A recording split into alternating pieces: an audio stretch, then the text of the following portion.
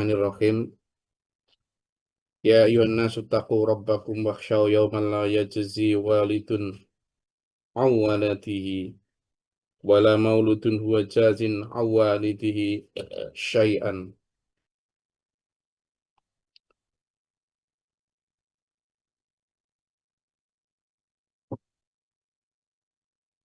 Kita menyayangi anak, istri, suami kita itu harus masuk ke level yang lebih tinggi kalau kita beriman itu ya.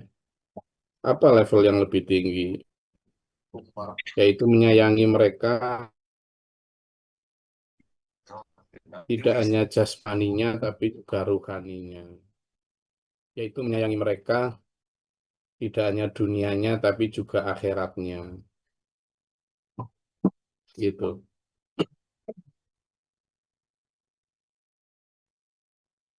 Nah, selama ini memang seperti yang kemarin kita pelajari dalam surat Al-Ankabut itu, kebanyakan orang memang hanya melihat hal yang lahir dari kehidupan dunia, sehingga ketika mereka merawat, mendidik,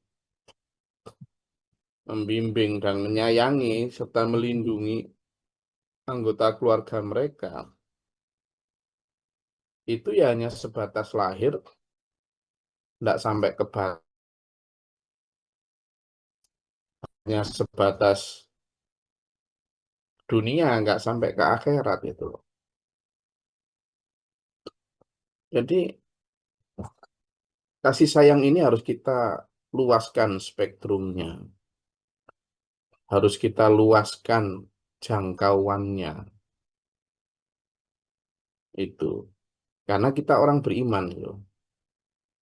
Maka di ayat ini kita diingatkan oleh Allah, diawali dengan kalimat ya ayuhan nas, wahai manusia. Berarti ini berlaku untuk siapapun manusia, bukan ya ayyuhalladzina amanu, bukan ya ayyuhalladzina atau ya ayyuhal muslimun, enggak. Tapi ya ayyuhan nas, tidak hanya untuk orang beriman, tidak hanya.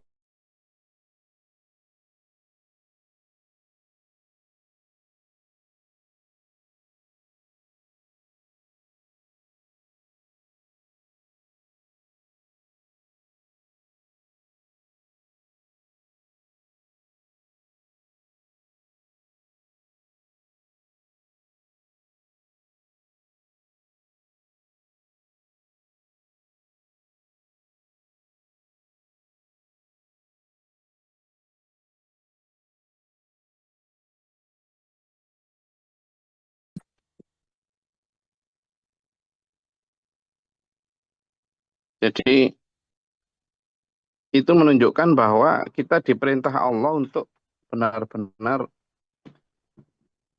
memperhatikan, menyayangi, mendidik, melindungi, mencintai, dan cintanya itu harus cinta yang sampai akhirat. Cinta yang sampai ruhaninya, bukan hanya jasmaninya. Wahai manusia, kamu itu bertakwalah kepada Allah. Dan kamu takutlah, disuruh takut kita. Tentang hari di mana seorang ayah tidak bisa menolong anaknya, dan seorang anak tidak bisa menolong ayahnya. Tidak bisa saling menolong. Nah, itulah. Yaumala, kalau di ayat lain itu, yaumala, yang di ayat lain itu, coba dibuka di surat Asy-Syu'ara, ayat 88 ya. Surat Asy-Syu'ara, ayat 88. Itu tentang tidak bermanfaat lagi anak ya.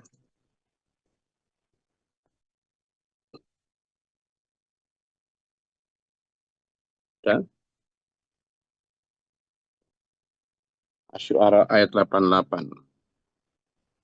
Itu Kemudian juga ya lalu nanti juga di surat Al-Baqarah ayat 48. Silakan. A'udzubillahi minasyaitonirrajim. Bismillahirrahmanirrahim. Surat Asy-Syu'ara ayat 88. Yaitu pada hari ketika harta dan anak-anak tidak berguna. Sadaqallahul azim.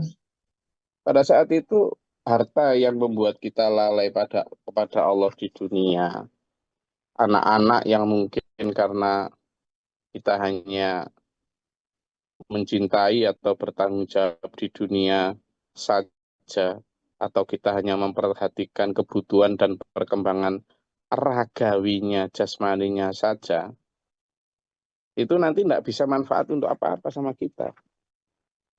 Coba dibuka lagi surat Al-Baqarah ayat 48. Izin, Gus. Loh, A'udzubillahiminasyaitonirrajim. Bismillahirrahmanirrahim.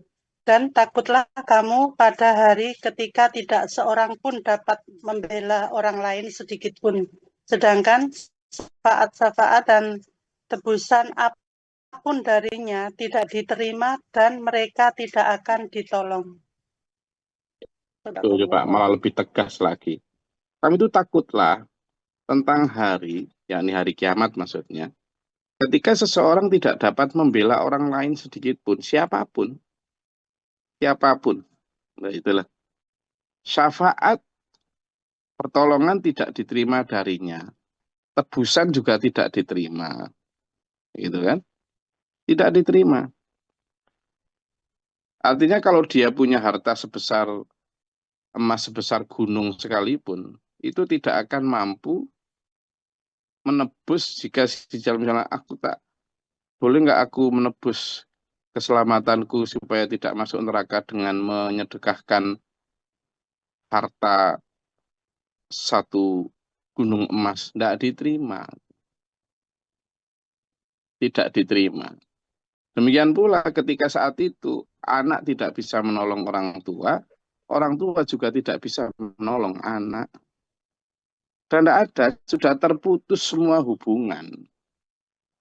Ya, jadi konsep-konsep yang menyatakan seolah-olah nanti di sana masih bisa saling tolong menolong itu tidak bisa. Kalaupun mereka bisa tolong menolong di sana itu ya karena aktivitas dunia.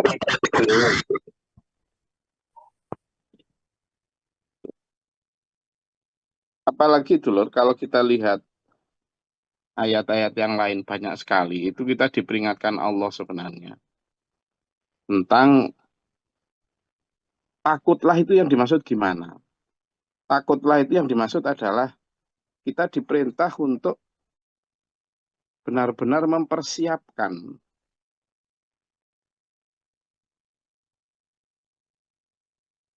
benar-benar tidak melalaikan gitu. Karena ketika seseorang misalnya ya sekarang ini ya, kadang kan kita mencintai anak kita, mencintai istri kita, mencintai suami kita, atau bapak ibu kita, ya sudah bagus. Memang kita kewajibannya kan merawat mereka ya, mencukupi sandang pangan papan mereka. Itu memang perintah agama, perintah Allah. Gitu. Tetapi perlu diingat, sampean dan saya juga diperintahkan untuk mempersiapkan segalanya itu akhirat mereka, rohani mereka. Misalnya ya, anak lahir. Anak lahir. Kebanyakan orang yang difikirkan apa?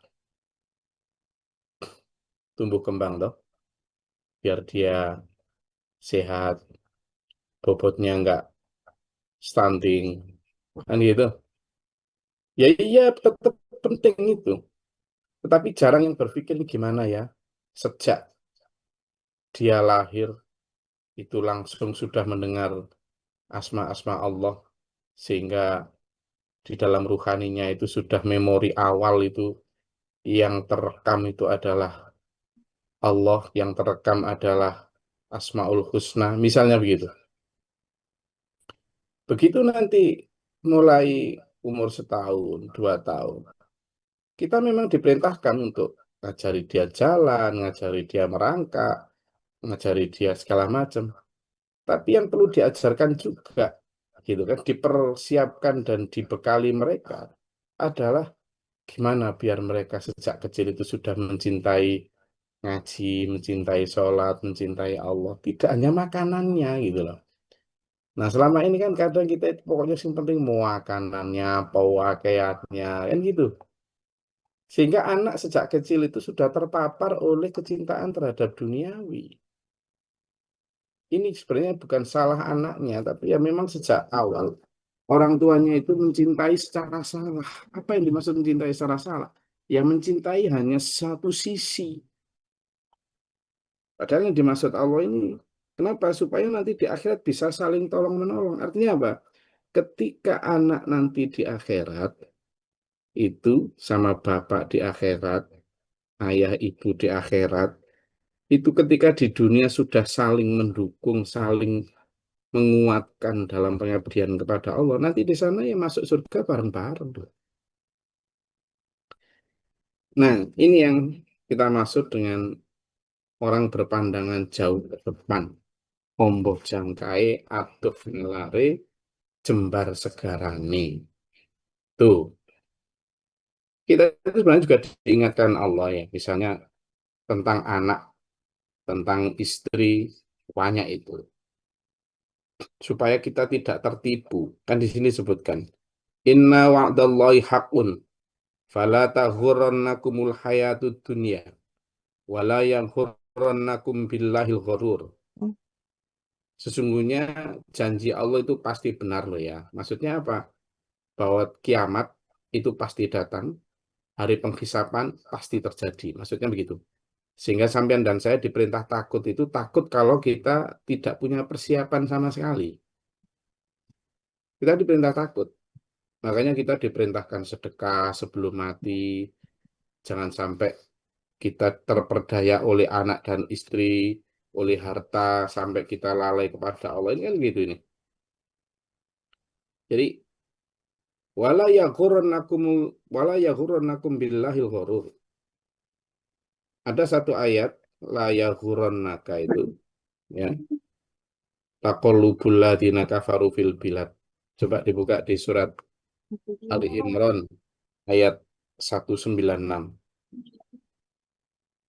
Ali Imran ayat 196.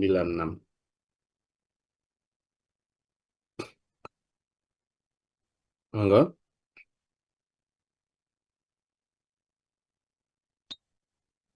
Di surat Ali Imran ini malah perintahnya sama dengan ini. Jangan kamu terperdaya oleh monggo. Ayat 196 surat Ali Imran. Siapa yang sudah menemukan silakan. Izin Gus. Silakan Bu Mala. A'udzubillahi minasyaitonirrajim. Bismillahirrahmanirrahim. Jangan sekali-kali kamu terperdaya oleh bolak-balik perjalanan orang-orang yang kufur di seluruh negeri. Shadaqallahul azim. Lanjut ayat selanjutnya. Semua itu hanyalah kesenangan sementara. Tempat kembali mereka ialah neraka jahanam. Itulah seburuk-buruknya tempat tinggal.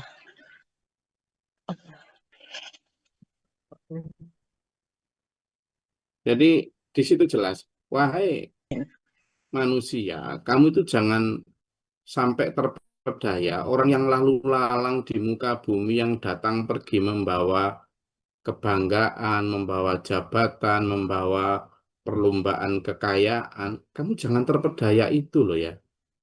Jangan. Itu memang kenikmatan, tapi mata ungkolil, kenikmatan yang sedikit, kenikmatan yang menipu kata Allah. Nanti kalau kamu seperti itu, lalu ikut arus mereka, kata Allah, itu nanti akan membawamu kepada kamu tidak dapat apa-apa loh di akhirat. Itu sama dengan ayat ini. Karena apa? Ya, memang itu sangat hurur ya, sangat sangat sangat memperdaya. Kenapa? Ya karena kelihatan langsung itu loh, kelihatan langsung. Kayak kalau Allah menawarkan kebanggaan akhirat, kenikmatan akhirat, belum tampak kok. Ya wajar manusia itu kemudian lebih melihatnya sekarang. Makanya di sini Allah berkali-kali menyatakan inna wa'dallahi haqqun. Sungguh janji Allah itu benar. Itu untuk menanamkan keyakinan kepada kita bahwa dunia ini ya nyata, akhirat lebih nyata lagi. Dunia penting, akhirat jauh lebih penting. Ada satu ini dulu ayat yang kita itu sudah bahkan diperintahkan untuk mewaspadai, ya, mewaspadai supaya innama amwalukum itu innama amwalukum wa auladukum itu fitnah. Coba dibuka di surat At-Taghabun ayat 15. Surat At-Taghabun ayat 15.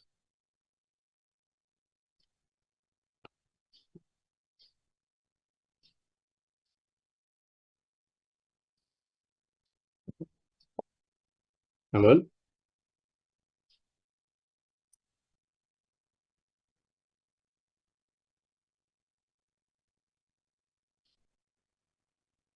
ayat 14 dan 15 ya. Ayat 14 dulu, kemudian setelah itu ayat 15. Surat At-Taghabun ayat 14, lalu surat, monggo silakan benar sana. A'udzubillahi minasyaitonirrajim. Bismillahirrahmanirrahim.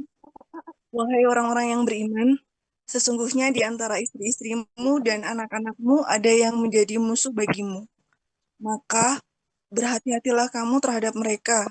Jika kamu memaafkan, menyantuni, dan mengampuni mereka, sesungguhnya Allah Maha Pengampun lagi Maha Penyayang. Shadaqallahul Adzim.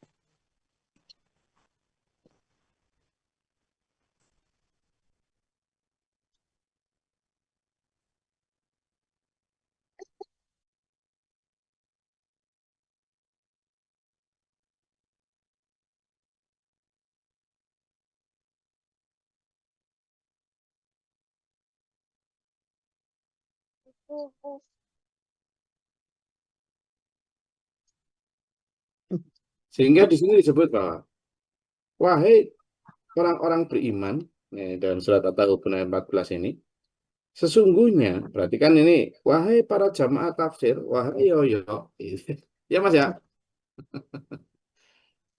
sesungguhnya anakmu, pasanganmu, istri dan suamimu maksudnya, itu adalah musuh bagimu. Loh, kenapa sampai Allah mengatakan musuh? Padahal mereka adalah orang yang harus kita sayangi. Orang yang harus kita jaga, kita rawat, kita lindungi, kita didik. Kenapa kok dipakai kalimat musuh? Dalam konteks ini, musuh bukan untuk dimusuhi, dibenci, dijauhi, bukan. Tapi untuk fahdharu, untuk diwaspadai. Maksudnya apa? Jangan sampai kecintaan kamu terhadap istri-istrimu, suamimu, anak-anakmu, itu nanti mengalahkan kecintaan dan ketaatanmu kepada Allah. Itulah maksudnya. Karena apa? Hubungan suami istri dan anak itu hanya sementara di dunia.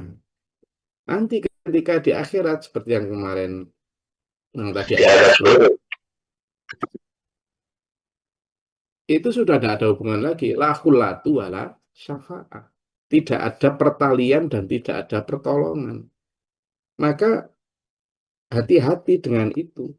Makanya kalimatnya di sini, berhati-hatilah kamu terhadap mereka. Maafkan mereka, santuni mereka, rawat mereka.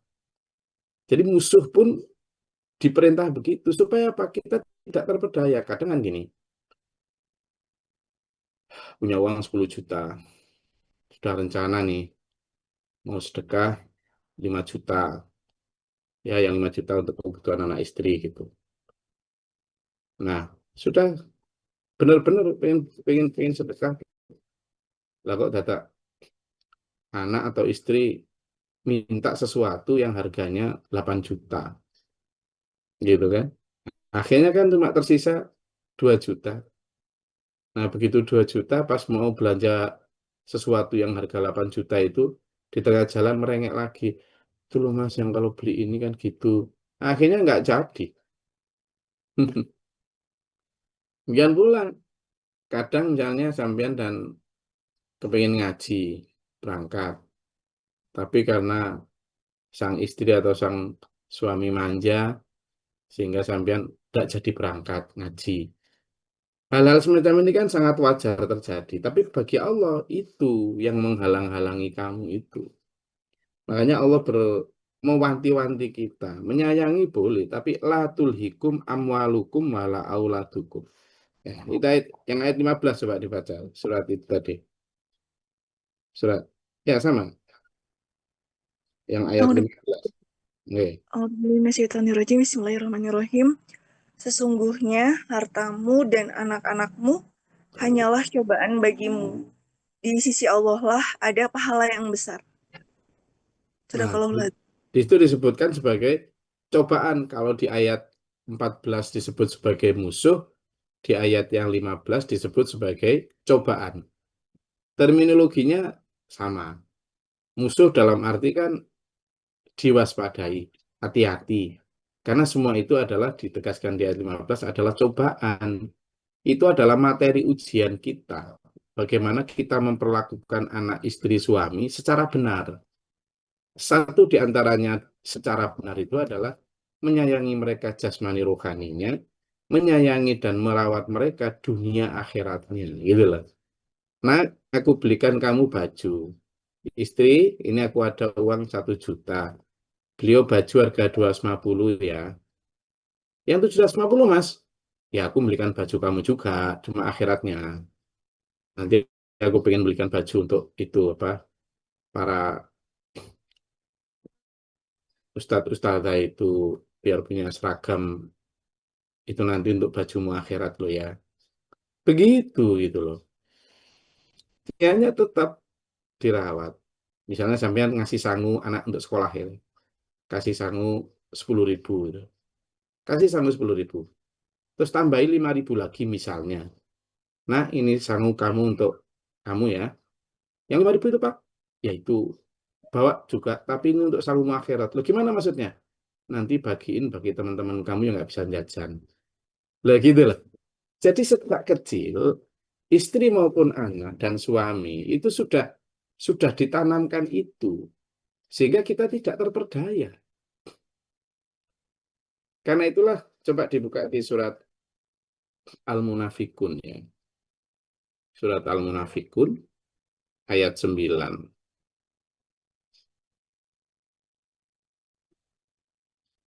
Enggak? Surat Al-Munafikun ayat 9. Pun panggil.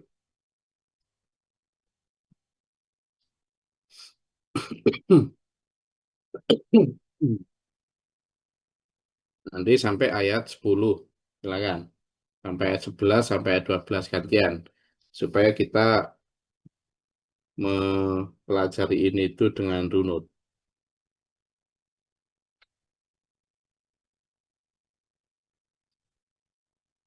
Oke, Al-Munafikun ayat 9, 10, 11 sampai 12. Gantian satu-satu silakan.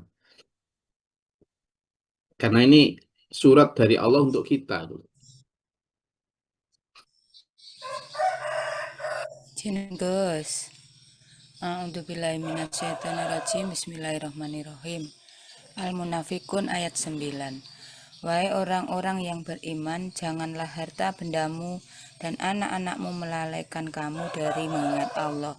Dan barang siapa berbuat demikian, maka mereka itulah orang-orang yang rugi. Jadi disebut di situ orang yang rugi. Rugi kamu nanti kalau sampai hartamu maupun anak-anakmu itu melalaikan kamu dari mengingat atau taat kepada Allah. Jangan. Boleh kamu menyayangi mereka, merawat mereka, tapi jangan sampai tulhikum. Jangan sampai kamu terperdaya, terkalahkan lah istilahnya. Gitu kan? dari mengingat Allah. Jangan sampai melalaikan kamu. Itu yang keliru. Cinta yang salah, mendidik yang salah, merawat yang salah. Kalau sampai itu melalaikan kamu dari mengingat Allah, melalaikan kamu dari menyembah atau taat kepada Allah. Yang ayat 10, monggo. Selanjutnya, Sinten Malik gantian. Nanti sampai ayat 12 itu. Jadi kita kemudian kembali ke surat Luqman lagi. Silakan.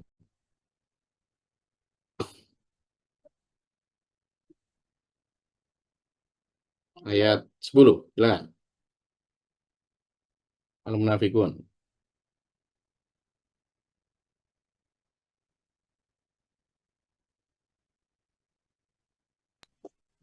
Izin guys, Silakan Mbak Kadek. ayat Al-Munafikun surat Al-Munafikun ayat 10. Auzubillahi minasyaitonirrajim. Bismillahirrahmanirrahim. Dan infakkanlah sebagian dari apa yang telah kami berikan kepadamu sebelum kematian datang kepada salah seorang di antara kamu.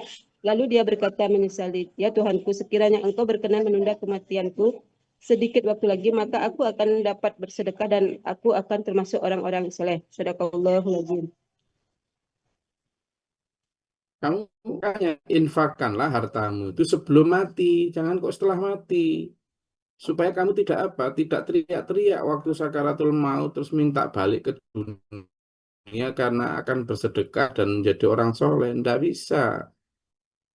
Gitu. Kenapa? Ya karena sudah tertutup, sudah out of date karena kamu terperdaya oleh anak, istri, suami, harta tadi, lalu sampai lalai mempersiapkan sangu akhirat pada saat tiba giliran meninggal, kemudian teriak-teriak, ya Tuhan, tangguhkanlah nyawaku barang sebentar. Apa jawab Allah?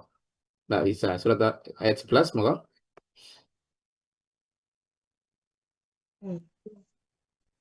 Izin Gus. Izin Ya, silakan. Silakan, Mbak Tri. A'udzubillahi Bismillahirrahmanirrahim. Dan Allah tidak akan menunda kematian seseorang apabila waktu kematiannya telah datang, dan Allah Maha mengetahui terhadap apa yang kamu kerjakan. Shadaqallahul azim. Dijawab tidak bisa, sudah kaset. Sudah kaset. Itu dulur, sehingga ayo kita perhatikan betul nasib kita di dunia ini. Ayo kita bekerja keras, mencari nafkah, mencukupi kebutuhan anak, istri, suami, keluarga kita. Tapi ingat, secara seimbang, jasmaninya juga ruhaninya, dunia dan akhiratnya. Innallaha indahu ilmu sa'ah, wa yunazzilul ghaitha wa ya'lamu ma fil arham, wa ma tadri nafsu madza taksibu ghadan. Sungguhnya di sisi Allah lah pengetahuan tentang kapan kiamat itu datang. Allah yang menurunkan hujan, Allah yang mengetahui apa yang ada di rahim, dan tidak seorang pun tahu apa yang akan dilakukan atau yang terjadi besok. Kita tidak tahu ya. Makanya hari yang benar-benar hari itu sebenarnya hari ini. Kenapa? Karena besok masih belum pasti, kemarin sudah berlalu. Sehingga yang benar-benar hari itu ya hari ini. Makanya diperintahkan, tidak ada yang tahu apa yang kamu perbuat besok. Bisa jadi mati toh. Bisa jadi. Makanya dalam surat Al-Hasyr ayat 10 sampai 11 itu kan disampaikan. Di sana disampaikan, kamu ya melihat apa yang kamu persiapkan untuk besok. Maksudnya besok itu pada saat meninggal. Bisa jadi nanti malam atau besok seseorang dipanggil Allah. Kenapa? Wa ma tadri nafsun bi ayyi ardin tamut. Karena jika tidak tahu manusia di bumi mana akan dimawafatkan Allah, di bumi mana dan di kapan nggak tahu. Maka satu-satunya langkah yang paling tepat adalah mempersiapkan. Nah, manusia kadang diajak bicara tentang persiapan itu, wah, saya belum siap, Gus. Loh, lah kalau malaikat Israel datang, apa kemudian nanya sama kita siap atau enggak siap? Enggak. Siap enggak siap, ya diperintah siap. Karena itulah kita mau tidak mau harus siap. Innallaha alimun khabir.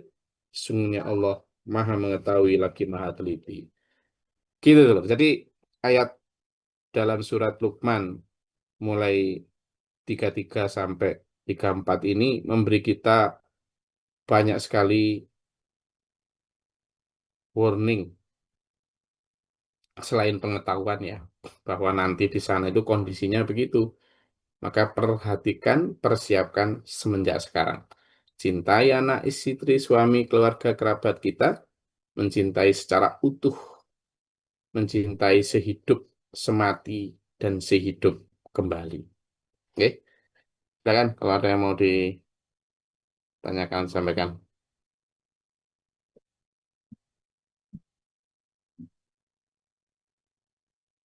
Fikirku tidak harus sama.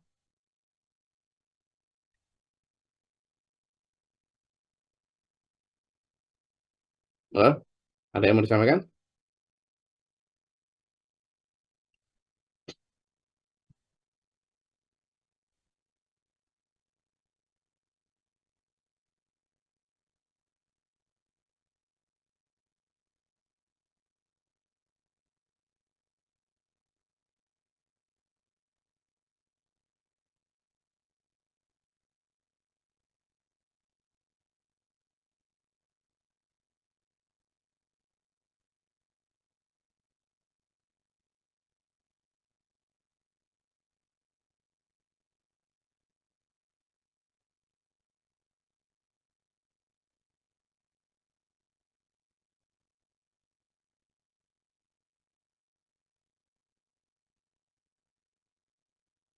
Oke, kalau tidak ada, saya rasa kajian kita cukup.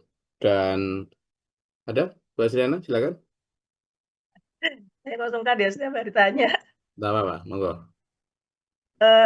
Ini di surat At-Tagabun tadi, saya kebetulan juga membaca lanjutannya di ayat 16-nya. Oke. Maksud saya bisa diinikan, karena kadang-kadang juga menjadi alasan pembenaran gitu ya. Ini kan, maka bertakwalah kamu kepada Allah menurut kesanggupanmu. Nah itu, ini kan kadang-kadang jadi pembenaran ketika ya kita secukupnya, karena saya sanggupnya demikian Ya, gitu. Gimana? betul. Kalau itu Jadi, ya tadi. betul-betul Bu Asriana. Itu ada logika nakli ya, kemudian aklinya, dan naklinya. Aklinya gini, secara logika, yang dimaksud dengan Fattakullah mastata'tum, bertakwalah dan taatlah kepada Allah sekemampuanmu. Itu maksudnya begini. Memang betul bahasa tadi. Banyak orang yang kemudian ngawur, kemudian mengukur dengan kemampuan nafsu, bukan kemampuan, tapi keinginan nafsu. Analoginya begini. Ada dua anak. Satu umur 5 tahun, satu umur 25 tahun. Mereka kerja bakti nih. Nah, yang satu ini kan sudah diperintahkan nih. Eh, kamu bekerja nih, silakan sesuai kemampuan masing-masing, gitu kan. Lalu si yang 5 tahun ini ngangkat batu bata satu aja, karena kecil ya. Lalu yang umur 25 tahun, dia juga gitu. Loh itu aja, saya ngangkut ya satu aja, batu bata, mampu saya segini. Dia tidak sedang mengatakan mampu saya, tapi mau saya itu. Nah ini, dalam Islam juga begitu. Ketika saya dan sampean misalnya, semuanya dulur-dulur ini, diperintahkan Allah untuk misalnya sholat ya. Sholat ini kan ada wajib, ada sunnah. Kita diberikan ajaran oleh Allah melalui contoh Nabi Muhammad SAW tentang sholat sunnah. Rasulullah hampir tidak pernah meninggalkan tahajud, hampir tidak pernah meninggalkan duha. Loh, kemampuan kita itu sebenarnya diukur dengan cara apa? Dengan cara Rasulullah itu dihadirkan untuk sebagai contoh, teladan, uswatun hasanah. Meskipun nyaris tidak mungkin kan kita seperti Rasulullah gitu kan. Nggak mungkin. Tapi kan gini, yang diukur itu bukan Rasulullah kalau sholat itu sampai kakinya bengkak tuh. Lah kita mungkin nggak kuat sampai kakinya bengkak. Tapi yang perlu ditiru adalah tidak pernah telatnya sholat gitu loh. Nah, sementara manusia itu kadang nganggapnya, sak kuat-kuatku, yang penting, ini yang kekeliruan karena apa? Betul Bu Asriana tadi. Orang nganggap seenaknya sendiri, mengukur berdasarkan kemauan, bukan berdasarkan kemampuan. Nah itu. Padahal Allah itu sudah berfirman misalnya tentang sedekah itulah. Bersedekahlah kamu, itu terbaik bagimu. Kan itu ada itu. Artinya kalau bersedekah itu jangan yang sisa-sisa yang kamu sudah tidak mau. Tapi manusia kan kebanyakan gitu. Bersedekahlah yang terbaik bagimu. Itu jelas, Qur'annya juga jelas gitu kan. Dan Nabi Muhammad juga memberikan contoh yang jelas bahwa sedekah itu orang yang baik, sesuatu yang terbaik untukmu. Nah, di sana disebutkan bahwa ayat lain juga menjelaskan, kamu itu kalau melakukan sesuatu, itu lakukan yang maksimal. Makanya dalam surat Al-Anbiya itu disebutkan ada dua jalan diberikan Allah kepada manusia. Jalan yang mudah, gampang menurut nafsu, tapi itu menuju murkaku. Jalan yang berat pendaki dan tidak cocok dengan nafsu, tapi itu menuju ridhoku. Tapi Allah memberikan clue di situ. Kenapa kamu tidak memilih jalan yang berat lagi mendaki? Gitu. Itu jelas. Nah, manusia tidak memilih itu gitu. Jadi sekemampuannya itu dia tidak memakai yang umur 24 tadi, tapi dia memakai umur berapa? Umur 5 5. tahun. Jadi dia umur 24, 25 itu. Jadi dalam ini Bu, Falak Tahamal Akoba ada satu eh, bisa dibuka surat Al-Balad ayat 10 dan 11. Balad. Nggih.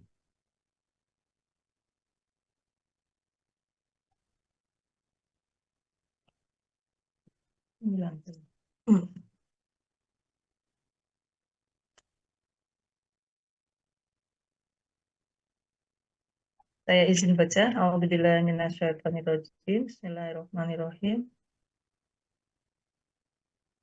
Dan kami telah menunjukkan kepadanya dua jalan. Maka tidaklah sebaiknya dengan hartanya itu ia menempuh jalan yang mendaki lagi sukar. Ya, nanti di ayat selanjutnya juga begitu. Kami berikan kamu, misalnya dengan hartanya itu, cari jalan yang mendaki, lagi sukar. Allah itu perintah begitu.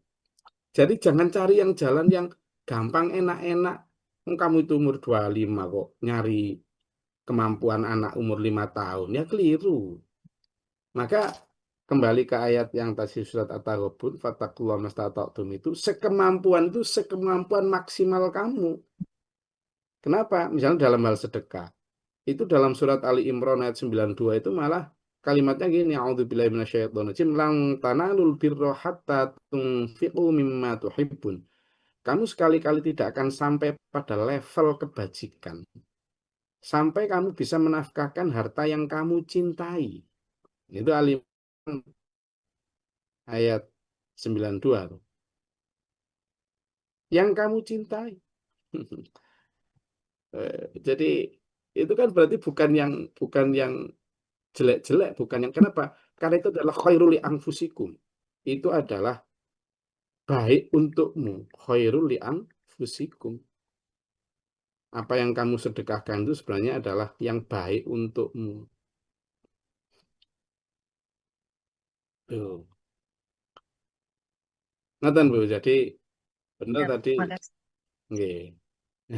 Memang banyak orang yang salah dalam menafsirkan itu, terus seenaknya sendiri, yang penting kemampuannya. Lah kalau kayak gitu ada sampai gini Bu Adriana.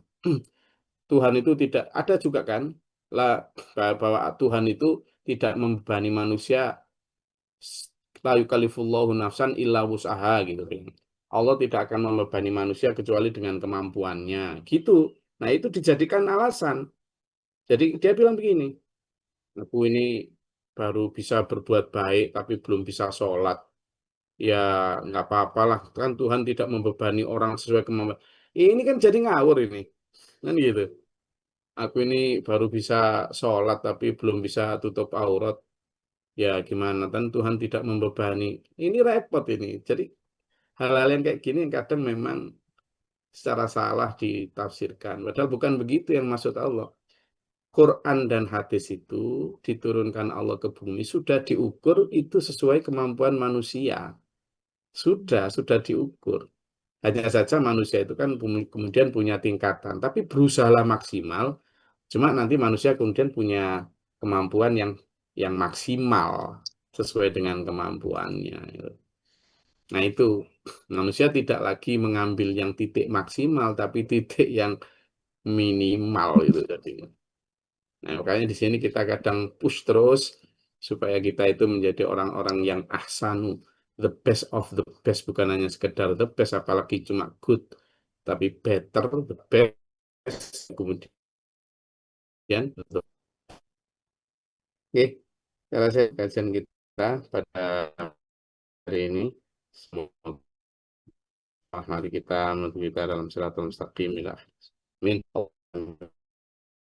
Allahumma fi minal minat اللهم اهدنا فيمن هديت وعافنا فيما عافيت وتوليت وبارك لنا فيما اعطيت وقنا شر ما قضيت فانك تقضي ولا يقضى عليك وانك تقضي ولا يتبارك ربنا الحمد لله فلتستغفر اللهم ادفع عنا البلاء والوباء وقد الحسن من سن الشيطان وسن ربنا نجنا ولا نجعلنا من قوم الظالمين ربنا ولا تجعلنا من قوم الظالمين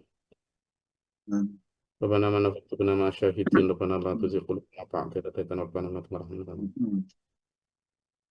اللهم لا نفقنا اللهم صل على آمين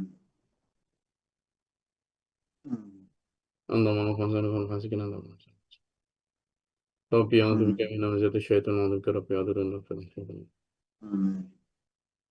وارنا مناسكنا وتب علينا إنك أنت التواب الرحيم اللهم تعالى باب رحمتك اللهم أنزل علينا رحمة بيد الفتح أنت اللهم اغفر صبر صبر لنا وانصرنا على الكافرين وفاتر سنة عليم الغيب والشهادة الكافرين أعوذ بالله من سوء البلاء والوباء درك الشقاء وسوء القضاء شمال أجل عند ربنا هب لنا من أزواجنا وذرياتنا قرة أعين واجعلنا للمتقين رشدا ربنا آتنا في الدنيا حسنة وفي الآخرة حسنة وقنا عذاب النار ربنا قبل دعاء إنك أنت السميع العليم من أعظم من الصدور وسلم لعبادنا وادركنا ربنا بسم الله رب العالمين السلام عليكم ورحمة الله وبركاته Waalaikumsalam warahmatullahi wabarakatuh. بالقرآن واجعله لنا إماما ونورا ورحمة اللهم ذكرنا منه ما نسينا وعلمنا